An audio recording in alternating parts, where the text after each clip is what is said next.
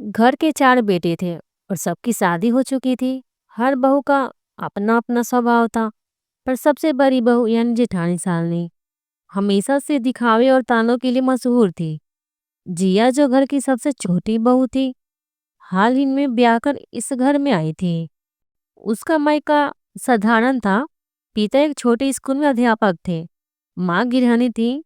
मायके बहुत ईश्वर तो नहीं था, लेकिन संस्कारों की ऐसी बोझी थी कि जिया हमेशा सबका दिल जीत लेती थी।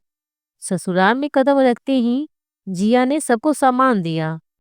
वो काम में निपुण थी और सबसे बढ़कर उसके व्यवहार में ऐसी मिठास थी कि बच्चे से लेकर बड़े तक उसके अपनापन महसूस करते। लेकिन यही चीज सालनी को चुभने लगी। सालनी अक्सर मायके का रोब झाड़ती। मेरे पापा तो बड़े अफसर हैं, जब भी आते हैं तो गाड़ियों में सामान ही सामान लेकर आते हैं, तोहफे लाते हैं, हर किसी की नजर में हमारी शान बढ़ाते हैं। बाकी बहुएं खामोश हो गई। सबकी नजरें जिया पर टिक गई। जिया ने गहरी सांस ली। उसके चेहरे पर हल्की मुस्कान थी, पर आंखों में आत्मसम्मान की चमक। उसने धीरे धीरे कहा, हाँ जेठानी जी, मेरे मायके वाले ज्यादा नहीं आते, लेकिन जब भी आते हैं सिर झुकाकर आते हैं और जाते वक्त अपने संस्कार छोड़ जाते हैं। उन्होंने मुझे सिखाया है कि बेटी को देने के लिए दहेज या दिखावे के तोहफे की जरूरत नहीं होती। असली दौलत तो संस्कार और परवरिश है। अगर यह भिखारीपन है तो मुझे अपने उन भिखारियों पर गर्व है। कमरे में सन्नाटा छा गया। सामने का चेहरा एकदम उतर गया। बाकी बहुएं जिया की ओर गौर से देखने लगी। जिया के जवाब के बाद पूरे रसोई घर में सन्नाटा पसर गया। चूल्हे की आंच की चटकन की ही आवाज घर कर रही थी। बाकी बहुएं एक दूसरे का चेहरा देखने लगी। मझली भाभी ने हल्के से मुस्कुराते हुए सोचा, वाह, इस लड़की में तो सचमुच हिम्मत है।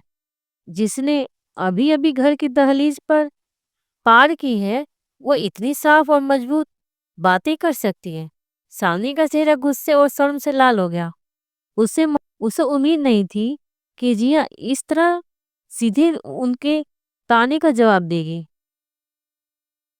अब तो वो नई बहू को चुप और सहमी हुई मानती आई थी। इसी बीच जिया का पति अभिषेक भी कमरे में आया। उसने सबके चेहरे देखे और माहौल समझ गया। क्या हुआ, सब इतने चुप क्यों हो? उसने पूछा।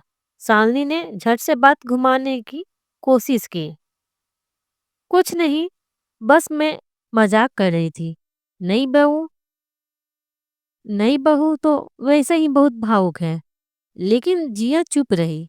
उसकी आंखों में अब भी अपने मायके के लिए वही गर्व की चमक थी।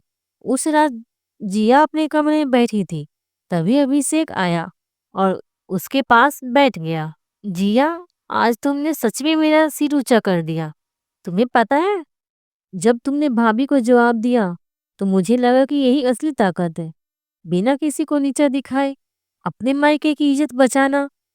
जिया ने आंसुओं से भीगी आंखों से कहा, मैं बस इतना चाहती हूँ कि कोई मेरे मायके को गरीबी के लिए ताना ना दे।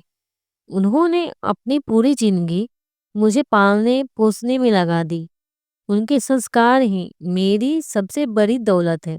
अभिषेक ने उसका हाथ थाम लिया। और वही दौलत हमारे घर भी रोशन करेगी। मैं वादा करता हूँ, अब किसी को तुम्हारे मायके के बारे में कुछ कहने नहीं दूंगा। दोस्तों, किसी का भी मायका, अमीर हो या गरीब, असली पहचान वहाँ के संस्कार और परवरिश से होती है। हमें कभी भी किसी मायके हालात या गरीबी का मजाक नहीं उड़ाना चाहिए। बेटी अपने मायके की इज्जत होती है और उसका आत्मसम्मान ही उस इज्जत को और ऊंचा कर देता है। दोस्तों, इस कहानी को केवल मनोरंजन के लिए लिखा गया है। कहानी का उद्देश्य किसी भी प्रकार के अंधविश्वास को बढ़ावा देना नहीं है।